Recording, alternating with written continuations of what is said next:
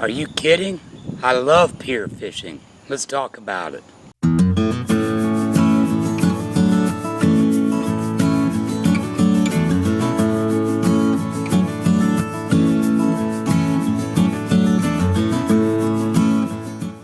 Hey guys, welcome back to Urban Outdoors. Appreciate you joining me today. Living in central South Carolina, that puts me only about 2.5 to 3 hours from our beautiful East Coast beaches. And on a lot of those beaches are beautiful piers. And 1 week in a day, me and a group of other people are going to get together with Urban Outdoors and we are going to go to Folly Beach, South Carolina, which is basically right outside of Charleston. At Folly Beach, there is an awesome pier, and it has great fishing year-round. I really enjoy pier fishing and surf fishing, but being 2 to 3 hours away, it's not something that I do all the time. But I try to make it as often as I can to the beach and do some surf fishing or pier fishing like we're going to be doing on this upcoming trip.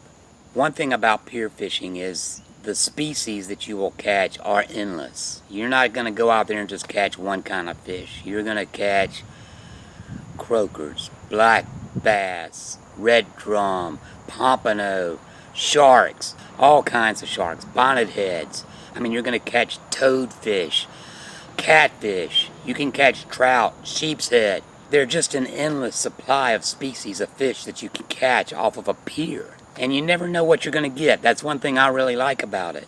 So we're going to go and see how many species we can catch. I'm going to go because a lot of my friends are going to go. And this is an event that Urban Outdoors is sponsoring. And right now we've got about 8 or 9 people or couples that are going to be going. So the main reason I am looking forward to this trip is to having a lot of my friends together in one place and spending some time with them. Catching fish on the trip will just be an added bonus. So, I'm really looking forward to it. Now, one thing about pier fishing is it takes a little bit of extra gear that you would normally take with you. I mean, you want to have a cooler for your ice to keep your bait cold. And so you can put your fish in there that you catch and keep, hopefully. Of course, you have to have your tackle. And of course, you have to have your rods and reels. And getting all this stuff onto the pier sometimes can be a hike.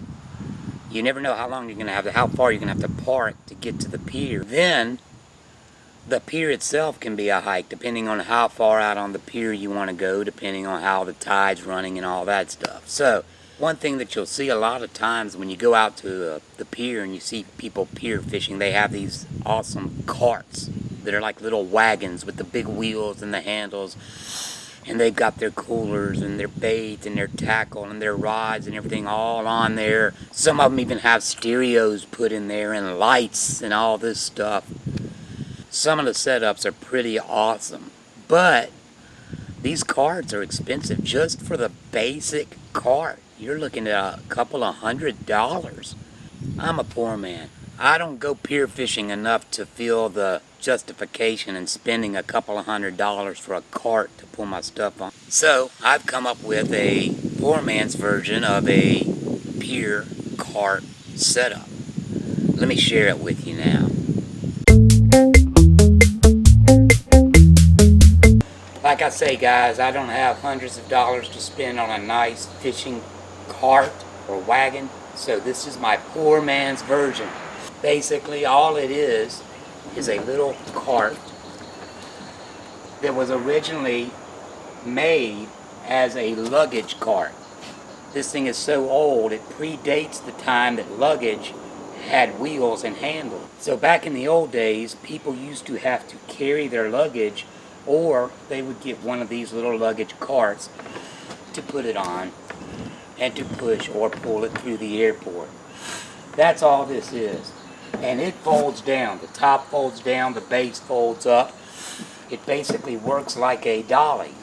You tilt it and you pull it. I have everything strapped on nice and tight with bungee cords. And they're very tight, so everything is nice and stable. It's not going anywhere. On top, I have my blue milk crate, which I also use in my kayak.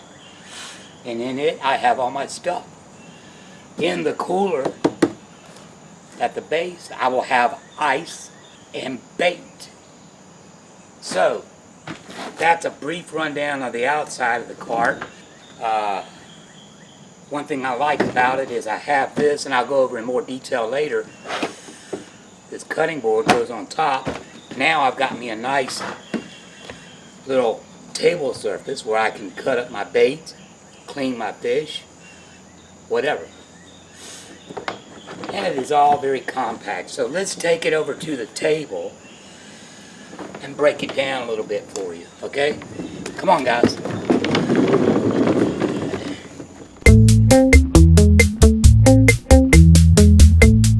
Okay, so here we are. Got the cart. I'm going to go over with you what I have in the cart for pier fishing. On the 20th of this month, July 2019, a group of us are going to be going to Folly Beach Pier in Charleston, South Carolina. Alright, so here we go. This is what I have for pier fishing set up for my poor man's pier fishing cart rig. On top, I have the blue carton, which you probably recognize is also the same carton that I use in my kayak. I don't pier fish often enough to have all this stuff set up separately, so I alternate. So I've taken the stuff out of my kayak kit and put it into the blue cart for this pier fishing kit. The first thing on top is my pier fishing tackle box. I'll go over the details of that in a moment. I have a Mora knife. I have a pair of long needle nose pliers for getting hooks out.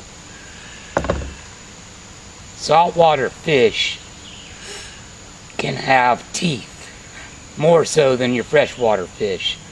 I also had a pair of fish grippers which got run over by my truck by accident, so I have a new set of fish grippers coming in from Amazon to be delivered on the 15th. So I'm excited about that. So that's not in the kit, but it will be. Next,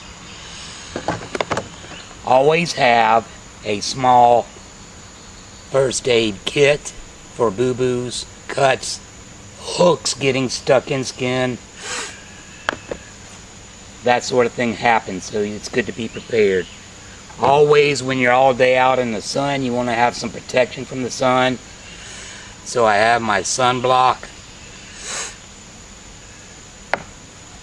Also, when you're outdoors, now on the pier I don't think there's going to be a problem because it's usually breezy, but just in case, I always like to have some insect repellent. I like the Repel Max with 40% DEET.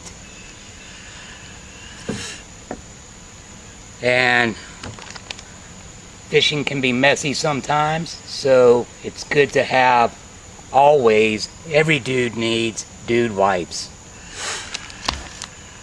I also keep an extra towel in the bottom there, just for cleanup or whatever. Also in the blue case I have a cutting board. This is for cutting up bait. I can put it right on top of the thing like that, so it makes a nice little table. If I have bait that I want to cut up, I can do that right here on top. And or if I want to go ahead and clean my catch, I can go ahead and do that right here, all handy. Makes a nice little table. So this is a nice little luxury that I added to that, and you can see it's been used and used and used. A lot of fish have been cleaned on this. And that is pretty much the contents of my blue milk case. Underneath there I have a cooler. It's just an Igloo cooler. I'm not going to go into details on that. I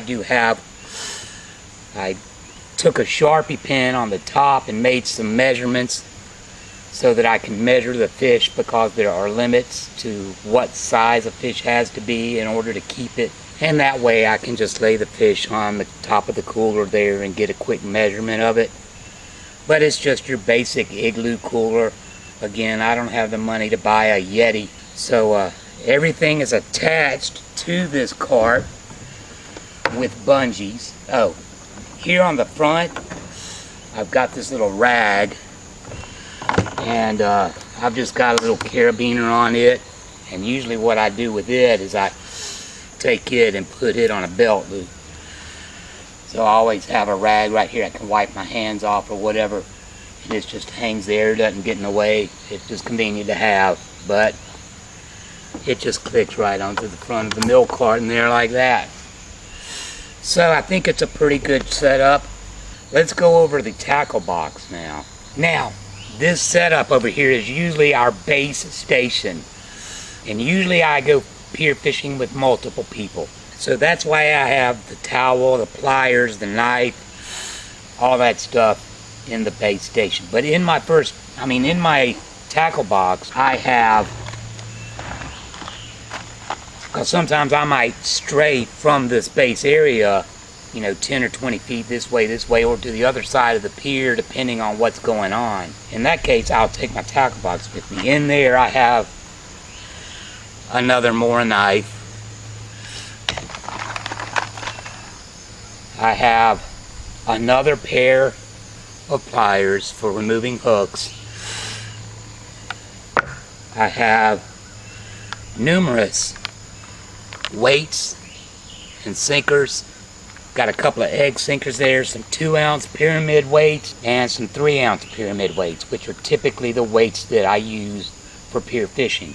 Also, I use the Eagle Claw circle hooks, size 2.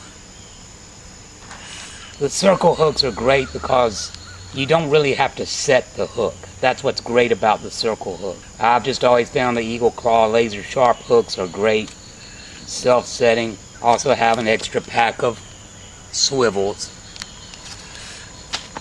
Another little case here of assorted hooks and swivels and beads in case I need to retie a rig.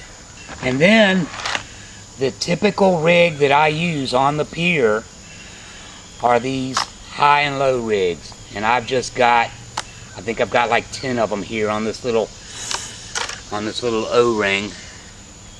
It just keeps them all there. Now, I use these typically, but sometimes I will make my own high-low rigs out of 30-pound monofilament line or 20-pound monofilament line. It just depends on how much I want to put into it.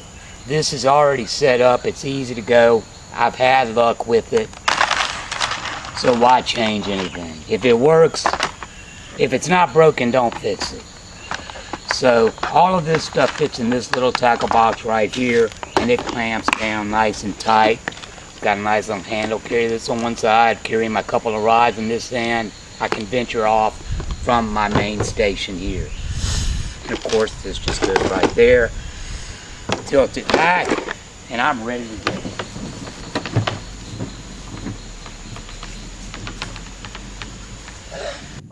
Well, that's all I've got for you today, guys. I appreciate you coming along on Urban Outdoors. If you haven't already subscribed to my channel, please do so. Make sure you hit the like button. I really do appreciate you guys watching my videos, and thank you for your support. So till next time, keep calm, carry on, and keep it outdoors.